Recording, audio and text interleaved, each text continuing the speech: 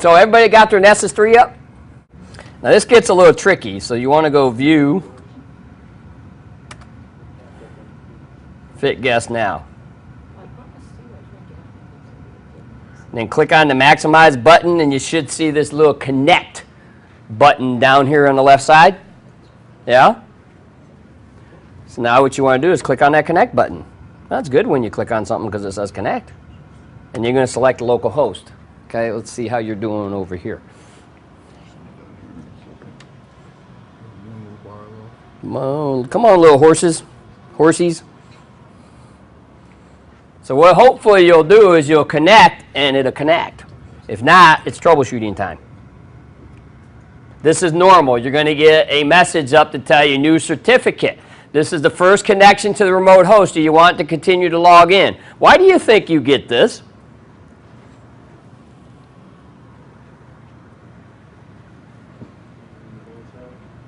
Yeah, it's one of those things where it's telling you, you know, if you don't know for sure this is the right site you're connecting to, somebody could spoof or do a man-in-the-middle attack against Nessus here.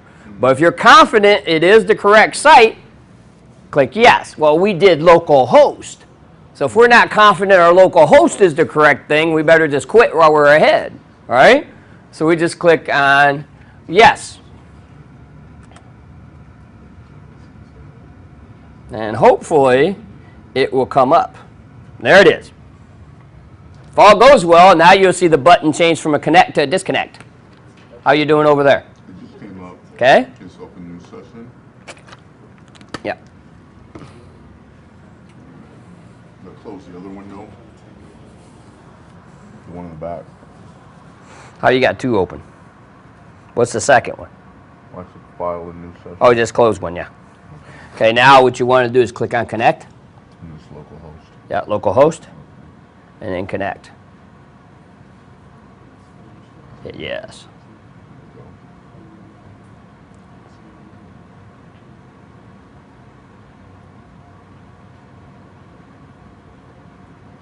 Okay.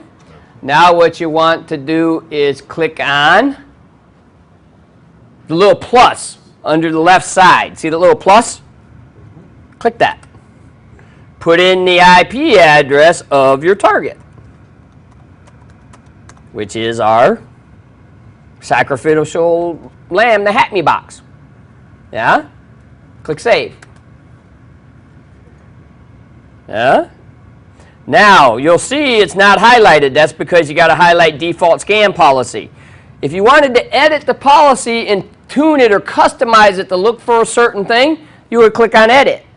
Yeah? In this case, all we want to do is scan, so you're going to click on Scan Now. Just let it go. Wireshark should still be running, hopefully. Mine's going to run out of memory. I've been running it for a while. So start watching it on Wireshark, because Nessus is like a hammer. It's hammering the network right now doing vulnerability scanning, but first it starts off with our process and methodology. It doesn't want to scan if there's not a live system. Why send a bunch of packets and waste my time? So first thing it's going to do is look for live systems. Then it's going to look for open ports. Then it's going to look for services, OS, enumeration, and start grabbing and sending what we call benign exploits to see if it's exploitable. Okay? There at least used to be a way that you could import your nmap out, but yes, you still can. Yeah, Yep. It's kind of a kludge, but it Yep. takes a little. Yep, you can still do it. You also can import nmap into Core or Nessus into Core today too. Yep, you can take your Nessus actual report from Nessus, go right into Core, and Core will go down your Nessus vulnerability reports and add that to its tables to test. Saves some time. Yeah. Well, that's what everybody always tells me. Kevin, we could just all do this with Nessus. Why'd you make us manually go through the steps? I have my students always, why you got us on the command line? Because anybody can do it in the GUI, do it on the command line and GUI both, and then you're that much ahead of the peer. And there you go. It's running, doing all kinds of cool stuff. So I go back here and I switch to it. And see how now my 2.5 is in red? Red, good for hacker, bad for security. You expand it, and it's showing me, bang, I got the woo FTP daemon pass v format string vulnerability. One we exploited earlier, one of those, same type of thing.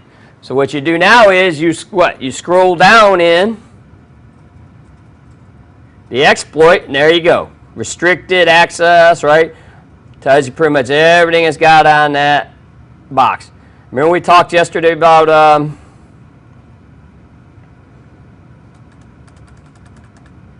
CVEs. There's your CVE. As you see, this is a nice old one. Of course, we don't want to give you boxes that don't have any vulnerabilities on them. You're learning, right? When you're learning and you're practicing, you got to get boxes that fall over. Huh? So, I mean, this is an old one.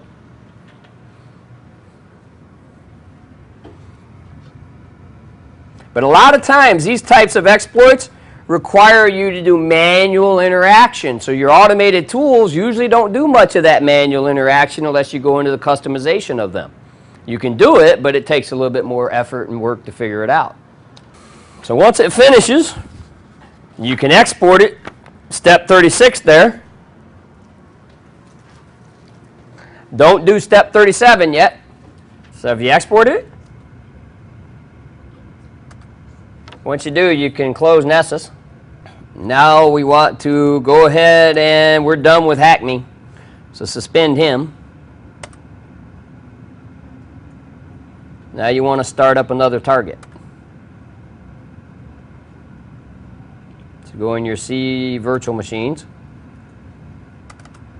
And you're going to start up the Win2K IIS box.